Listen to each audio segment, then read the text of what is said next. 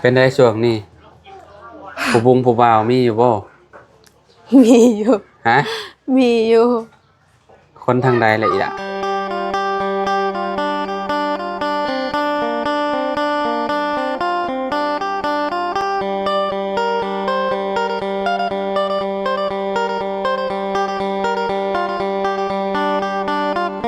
สบายดีสวัสดีพ่อแม่พี่น้อง FC บัสสุขุสุคนเนาะบ่ว่าสิอยู่ในและก็ต่างประเทศเนาะมาพบมาพ้อกันกับเฮาคือเก่าคือเดิมพี่น้องเพิ่มเติมคือมื้อนี้เข้ามาทางบ้านน้องบุษบาตากลมพี่น้องเอ้ยเนาะก็บ่ได้มาหาน้องเพิ่นก็ค่อนข้างสิหลายมื้อพอสมควรเลยเนาะพี่น้องเนาะมามื้อนี้ก็ทางสร้างเพิ่นเนาะแอมไม้พาสละได้หลายเติบแล้วพี่น้องเอ้ยเนาะเอาเดี๋ยวเข้าไปหาทางน้องบุษเพิ่นก่อนพี่น้องผู้บ่ฮู้ว่านั่งเฮ็ดหยังเนาะมุกในมะขามบ่หรือว่าแนวใด ไปหาน้องเพิ่นเลยพี่น้องเอ้ยเนาะก็กินในมะขามแล้วน้องบุษพี่เนาะสบายดีล่ะมันชวนจ้าเนาะพี่น้องเอ้ยโอ้ยพี่น้องเอ้ยเนาะขออนุญาตในบุษ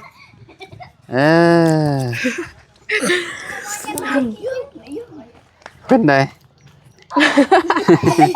อยู่ดีมีแฮงอยู่โดยกินในมะขามบ่โดยมะขามยามนี่โอ้คักแล้วเนาะยามในแซ่เห็นมีในมะขามอยู่แซ่นี่บุตรเบิดแล้วบ่โดยโอ้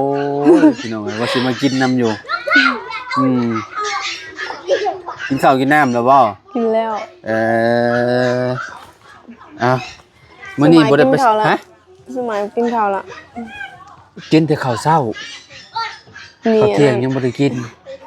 กินกับหยังบุตรกินกับปลาปลาใน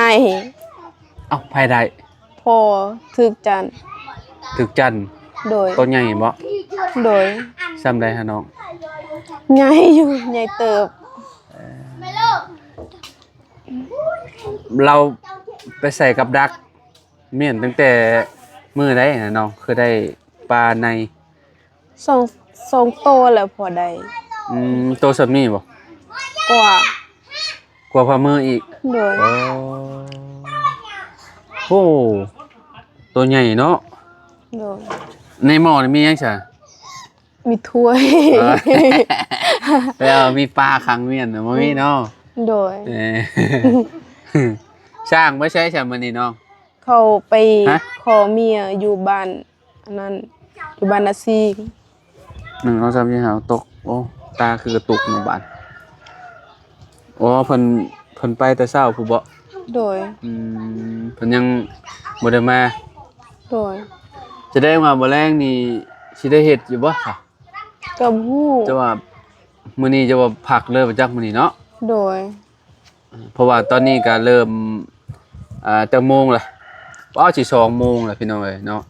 ยังบ่เห็นเพิ่นมาอยู่สงสัยมื้ออื่นพุ่นแหละนี่เนาะโดยมื้ออื่นเราว่าสิเฮ็ดเจ้าไปเบิดทุกคนเลยบ่บุตรโดยฮะอันนั้นผู้นึ2 คนล่ะไปขอนั้นไปขอเมียแล้วก็2 คนล่ะไปกดมันแต่งแยกกันอ้ายคิดว่าก็เจ้าไปนำการเบิดโมเมนต์เนาะโดยเพราะว่าถ้าผู้ใดผู้หนึ่งเพิ่นไปเวียกทางอื่นก็ต้องทางนี้ก็ต้องได้หยุดคือกันเนาะโดยพี่น้องเอ้ยเนาะกับบ่เป็นหยังเนาะเพิ่นบ่มากับมื้ออื่นก็มาเบิ่งนำกันอีกเทื่อนึงพี่น้องทางอ้ายๆเพิ่นเนาะดูใช้อันนี้ในมะขามย่านแต่แขวออกแล้วข่อยเนาะแล้วคะแนนว่ามัน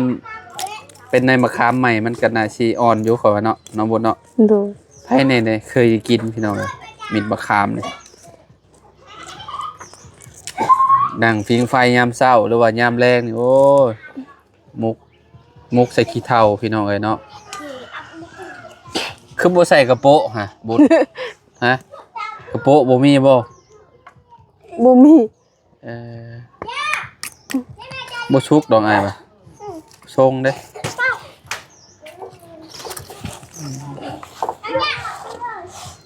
โอ้ ขนมกุ๊บพี่น้องเอ้ยเอ่อ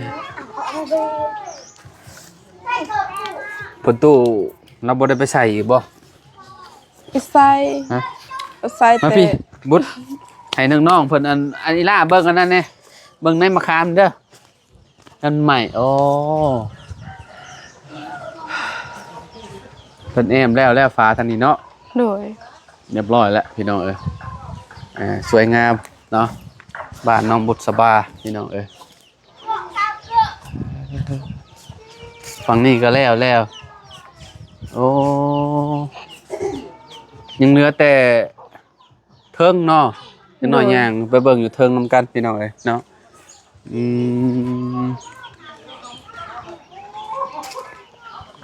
เอาคือว่าได้การเนาะงามแหละเนาะ โดย ไปเลาะเบิ่งอยู่เทิงบ่นำกันเทิงเฮือนบ่พี่น้องเอ้ยเนาะอันนี้วงกอกบ่แม่นวงกอกวงกบว่าซั่นบ้านประตูก็มาแล้วเนาะ โดย ทางบ้านจันทร์บ่ แม่ อืมแล้วก็ขอบข้างที่มันบ่พอพี่น้องเอ้ยเนาะประบุดขึ้นไปเทิงผู้เนาะโอ้แน่นหนาระบาดนี่พี่น้องเอ้ยเนาะ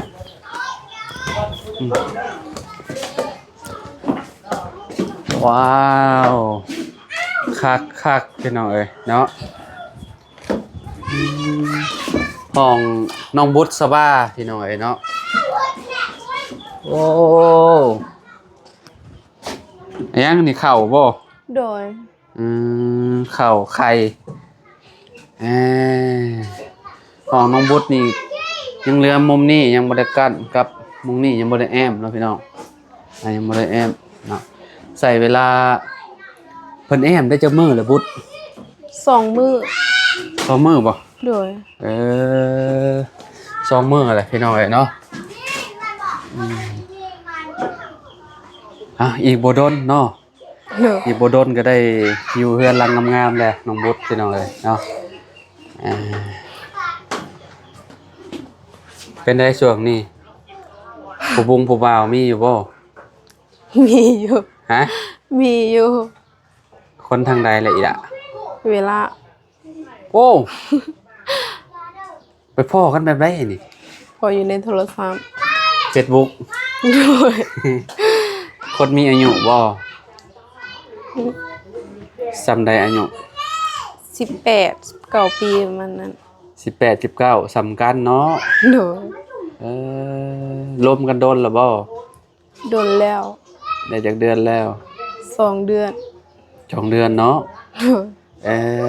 อายุก็พอไปพอปันกันนี่เนาะบุตรเนาะ โดย บ่ได้หลายทางผู้บ่าวก็ได้พี่น้อง เคยได้เห็นหน้ากันอยู่บ่แต่ว่านัดเจอกัน เรายัง ยัง ข่าวเวียก เราเฮ็ดเวียกอยู่บ่คำ โอ้เพิ่นเฮ็ดดนแล้วบ่ โดนแล้ว อยู่บ่ค้ำหาได้ โดย อืม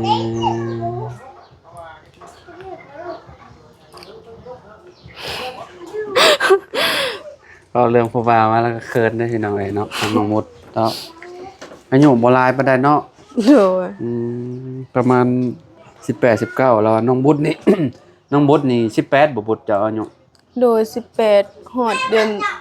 อน3นี่ปีดี19 ปี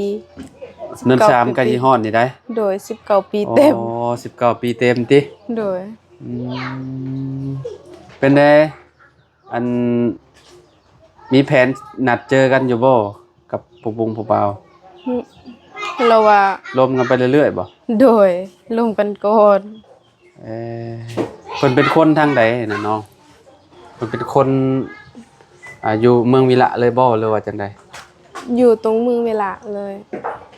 เราเป็นคนลาว บ่ได้แม่นลาวเทิงบ่ บ่ เพิ่นเว้าลาวเทิงบ่ได้เลย โดย สบายเลยซะเนาะเวลาเจ้าอยากให้เจ้าก็เว้าภาษาเจ้า เนาะน้องเจ้าใช้ครีมหยังน้องบุตร ใช่ ครีมทาหน้าเจ้าใช้ครีมหยัง ตอนนี้น่ะ มา คิมอันนั้นไซพร ใช่พรบ่พรธรรมดานี่บ่ โดย อ๋อเบิ่งหน้าเราใสเลยพี่น้องเอ้ยเนาะเบิ่งหน้าน้องบุญนี่ใสแบบว่าแบบบ่ค่อยมีอันหอยดำปานใดหั่นน่ะเนาะใส่แต่พรอย่างเดียวบ่ โดย อ๋อ แล้วก็ คือว่า ใส่ แลหน้าวัยรุ่นเนาะ แล้วก็ใส่อันนั้นใส่เซรั่ม เซรั่ม โดย ราคาเท่าใดเซรั่ม 25,000 เจ้า5,000 โดย ห่วยแนะนำดีกว่านี่ อยากใช้ได้นี่อยากหน้าใสคือกันได้นี่เบิ่งหน้าเราแบบเกลี้ยงดีเด้พี่น้องเอ้ยเนาะแบบว่าหน้าเราแบบมีสิวอยู่แต่ว่าแบบบ่ได้มันบ่ได้ดำหั้นนะถึงว่าเฮาสิตากแดดตากหยังก็หน้าปกติหั้นนะพี่น้องเอ้ยหน้าเกลี้ยงเนาะพรนี่ก็พรแบบอันนั้นเนาะพรเป็นช่องครับบ่ล่ะ โดย ราคาเท่าใด 10,000 10,000 กีบประมาณ20 บาทหนึงพี่น้องเอ้ยเนาะค่อยก็ใส่คือกันครีมราคาประมาณ50,000 กีบนะครีมมันดีแท้นะใส่มาแต่โดนละครีมตัวนั้นแต่ว่ามันเฮาหยุดใส่บ่ฮู้ว่ามันสิเป็นจังได๋หน้าเฮาสิดำกว่าเก่าบ่แต่ว่าตอนนี้ก็หน้าดำอยู่แล้วนะ เอาตอนนี้ก็ใส่หน้าเบาลาวน่ะขาวอยู่ หน้าข่อยนี่ได้ โดย บ่ได้ดำติ บ่ ธรรมดาอยู่เนาะ โดยปกติ คิดว่า คือเก่า ฮะ คือเก่าแหละ แต่ว่าแน่น้องบุญนี่ถือว่าโอเคได้พี่น้อยเนาะแบบว่าเกลี้ยงหั่นนะเนาะบ่ค่อยมีหอยดำปานใดเวลาเจ้าไปหาอยู่หากินเจ้าบ่ค่อยได้คุมหัวบ่ได้ค่อยได้ปกหน้าปกตาบ่ เมื่อวานนี้ก็ลงน้ำเสกอะแบบนี้ แบบว่าลุยเลยติ โดย บ่ได้คุมได้หยังเลยเนาะ บ่ คือที่เห็นนั่นแหละเนาะเวลาลงอันนั้นลงหนองลงหยังก็คือแบบบ่มีแนวปกปิดหน้าเนาะ โดย เวลาหาอยู่หากินก็คือแบบหมดน้ำเลยนะพี่น้องเนาะได้บ่ไปหา ได้อยู่พอกินแรงวัน คือแบบเพิ่นมีเทคนิคการหาของเพิ่นได้พี่น้องหาปูหาปลานะนางน้องบุตรนี่กับน้องหัวเนาะเมื่อวานแม่นบ่ โดย น้องหัวก็ลงบ่ ลง น้องหัวก็ได้อยู่บ่ ได้อยู่ หนาวบ่หนาวก็ลงน้ำเนาะ โดย เย็นคักเป็นยังได้ลงน้ำเซเขาว่าเนาะ เย็น แต่ว่ามันอยู่พื้นน้ำน่ะมันสิแบบโอ้คือแบบให้ลงมื้อนี้น่ะคือแบบแห่งสุดยอดมื้อนี้ฝนตกพร้อมเนาะแต่ว่าอากาศแบบเย็นประมาณวังเช้าพุ่นเด้อพี่น้องเอ้ยมื้อนี้น่ะเย็นจ่วยๆเลย แต่ว่าให้ลงมื้อนี้ไหวบ่บุด ไป ลงนะไหวอยู่เนาะ โดย หนาวกว่านี่ก็ยังลงมาเลยติ ลง เคยบ่หนาวแฮงลงไปหาสอนแบบว่าเฮาบ่มี เค แนวย กิน ไปประมาณ3 โมงลงไป 3 โมงแล้วมันลมบ่ โดย ลมแฮงๆแล้วก็เย็นบ่ โดย คือน้ำก้อน ลงไปในน้ำได้ โดย พี่น้องเอ้ยเนาะคือสิเย็นคักนะขอยคิดว่ากันบ้านนี่เนาะเพราะว่าเฮาบ่มีแนวกินเฮาก็ต้องลงเนาะ โดย ยามเดือน4เดือน5พุ่นหาหมดเนาะ โดยยามเดือน4เดือน5แห่งกระเต็กหลายกว่านี้ คนใด คนป่าก็หลาย ก็เบิ่งน้ำมันคือสิบ่มีปูมีปลานี่พี่น้องแต่ว่ามันมีเนาะ โดย คือพ่อเจ้าใส่ได้เนาะเห็นบ่พี่น้องเอ้ยปลาคอปลาดุกปลาอีหยังที่ว่ายาวๆน่ะปลาอีหยังปลาลดปลาหลาดเนาะปลาหลาดน่ะก็หลายเนาะบุ โดย อ่า เมื่อวานนี้น้องก็ได้ปลาหลาด เฮ็ดแนวใดคือได้ปลาหลาด ซ่อน ตัวใหญ่บ่ ใหญ่อยู่ เอ้าน้ำมันไหลแบบนี้มันอยู่แบบไรน้องมันอยู่ในโงนหินบ่ โดยอยู่ในก้อนหิน เอาหมดลงไปเฮาเบิ่งในก้อนหินพวกกุ้งพวกนี้เนาะ โดย มันลี่อยู่หั่นพี่น้องเอ้ยเนาะถือว่าแบบเก่งอะไรเด้วิถีชีวิตเพิ่นหาอยู่หากินน่ะพี่น้องเอ้ยเนาะทางซุมน้องๆเพิ่นนี่สุดยอดเลยเนาะยอมรับซุมน้องบุตรนี่เก่งพี่น้องเอ้ยเนาะหาอยู่หากินเวลาเฮาบ่มีแนวกินนี่พากันลงพุ่นแล้วแหละพี่น้องเซ่พุ่นแหละเนาะบุตรเนาะ โดย ก็เจ้าคนละบ่ชายปุด ยังอันนั้นเขาเมื่อหมดแล้วเขากินอันนั้นกินข้าวไหม้ ตุจีนติ คนเวียด แม่นตุจีนติ ก็เจ้าเมื่อนตรุษจีนเนาะ โดย เมื่องานอ่าโอ้ปีใหม่ก็เจ้าแหละพี่น้อยเนาะตรุษจีนเนาะคนเวียดก็จะสิกลับบ้านหลายเลยอยู่คือแบบอยู่แถวบ้านเฮานี่เพิ่นบางคนน่ะเพิ่นก็สิเริ่มตั้งแต่อาทิตย์นี้เมื่อพี่น้อยเนาะเพราะว่าวันที่เท่าไหร่บุประมาณ16 17บ่ เดือน ประมาณ 2เดือน2ที่18 19 แม่นบ่ เด้อ ก็เดือน2แล้วเด้มื้อนี้วันที่เท่าใดเลยวันที่2แป๊บเดียวพี่น้อยเนาะเพื่อนน้องบุตรนี่เริ่มตั้งแต่วันที่หยังบุตรจื้อได้บ่เจ้าของ วันที่16 เริ่มตั้งเช้าได้ โดย แม่นบ่ อันนั้น แม่นบ่วันที่16บ่ วันที่ วันศุกร์แล้วเนาะ 16โดย ยกเสาพี่น้องเนาะตอนนี้ก็ได้อยู่ประมาณ6-70แหละพี่น้อง 6-70% แหละเนาะประมาณนั้นเนาะได้หลายแล้วเนาะยังเหลือแต่แอมอย่างเดียวนี่แหละพี่น้องเอ้ยนี่แอมมุมนี้แอมมุมนี้แล้วก็มุมนี้เนาะแล้วก็ฝั่งนี้แล้วก็ปลายหานเนาะก็คือจบบัดนี้พี่น้องเอ้ยเนาะ โดย เลิกงามยามดีก็ถ้าเบิ่งบัตรแล้วเฮือนแล้วชานบ่แล้วเนาะขึ้นบ้านใหม่พี่น้องบ้านน้องบุตรนี่ก็คือแบบเพิ่นเข้าศาสนาคริสต์เนาะแม่น โด บ่บุ ย ตรก็คือสิบ่ได้วนได้หยังดอกเนาะบ่ได้มีพุงมีพราหมณ์เนาะ โดย ก็คือขึ้นแบบเรียบง่ายเนาะประมาณนี้เนาะพี่น้องก็บ่ได้มาหาน้องบุตรก็ค่อนข้างสิหลายมื้อพอสมควรเนาะมารอบนี้ก็คือแบบเพื่อนน้องบุตรนี่ได้ครบเบิดเลยแหละพี่น้องเนาะแม่นละว่าบุตร โดย ไม่พาซาล่าก็ครบแล้วบานประตูกับบ่าวจันเพิ่นมาแล้วเนาะแม่นบ่บุตร โดย ก็คือแบบ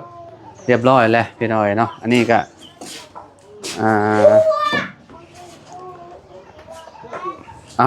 ก็ดีใจนำน้องบุตรเพิ่นที่ได้บ้านหลังงามๆอยู่เนาะจากที่เฮือนเซ่เนาะก็เซ่เติบได้เฮือนเจ้าเนาะตอนนั้นเนาะ โดย เฮือนเก่าๆพี่น้องเอ้ยเนาะวันนี้เป็น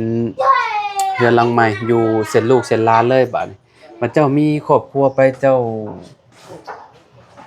ก็สิได้อยู่บ่ โอ้ไปอยู่เฮือนพัว ไปอยู่เฮือนผัว โดย เฮือนหลังนี้ก็ให้น้องอยู่โดย ให้พ่ออยู่เนาะ โดย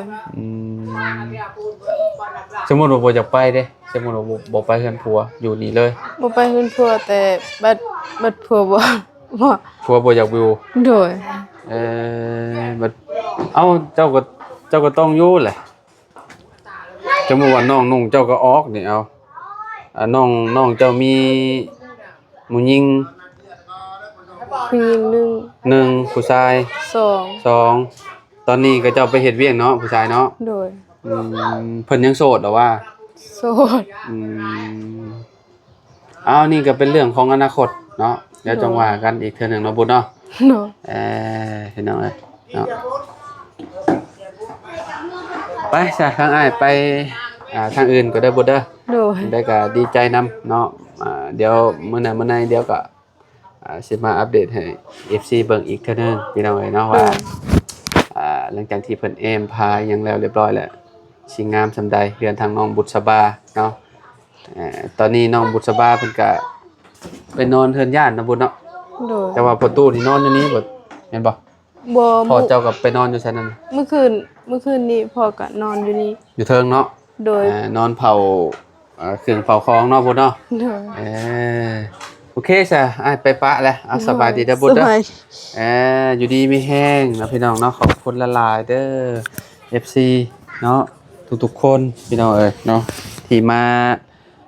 เป็นกำลังใจให้เนาะมื้อนี้ก็มาอัปเดตเฮือนชาลานแปนน้องบุตรสบาตากลมให้เบิ่งนํกันพี่น้องเอ้ยเนาะประมาณนี้แหละเฮือนเพิ่นก็ได้เนาะทรงเดียวกันกับเพื่อนน้องไม้พี่น้องงามคือกันเนาะสร้างมันก็ถือว่าเฮ็ดงานโอเคอยู่พี่น้องเอ้ยเนาะป ประมาณนี้แหละเนาะอยู่ดีมีแฮงพอกันใหม่พี่น้องสบายดีเด้อพี่น้องเด้อเนาะโดย